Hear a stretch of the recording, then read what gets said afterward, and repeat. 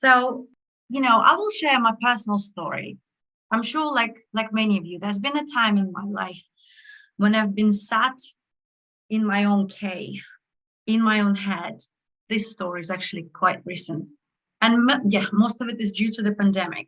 I had plans, I made plans for myself, but of course, life, I had different plans.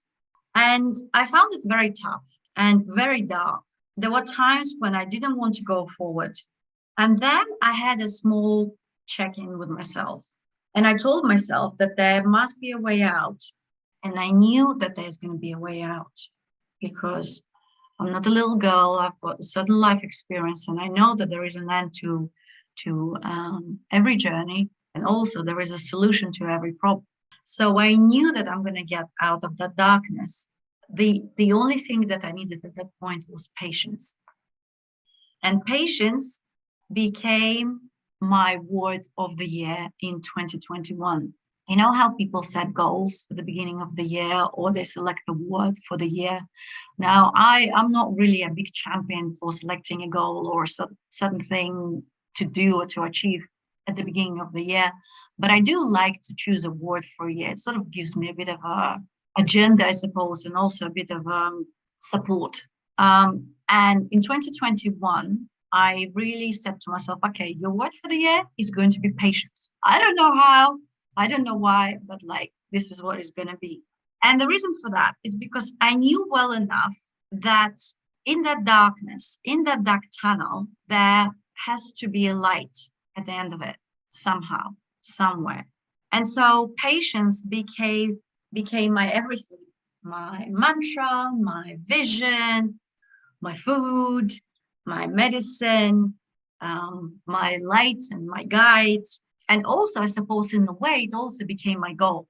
Because although I said to myself that this is going to be my word for the year, I also didn't know how to have that patience. I told you yesterday, if I can get it by a bucket full, I'll gladly get 10 and share it with everyone.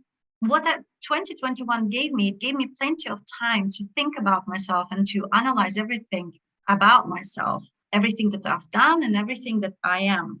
I looked at my professional experience, I looked at my personal experiences, and I knew I was really aware of all my professional strengths. This is just something that I've been aware all the time. But the challenge for me was to highlight everything in my personal life and to bring it into my professional life. And when I was in China, when we were on an expat assignment, I took on a voluntary position as a vice president of a local international club.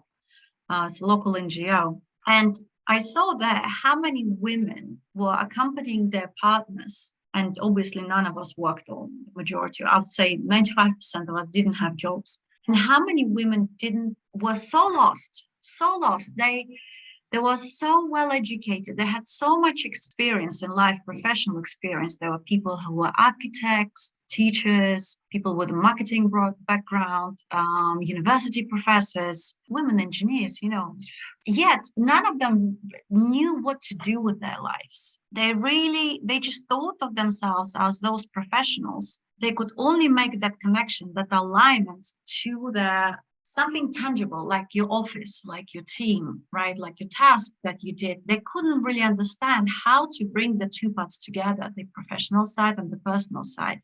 And I was the same. The only difference for me is that with my coaching experience, of course, I could analyze that and I could share those experiences with people and guide them to find themselves and to connect the personal and the professional together. So bringing two different identities and finding one common ground, finding where the two interlap and being aware of everything and aligning those.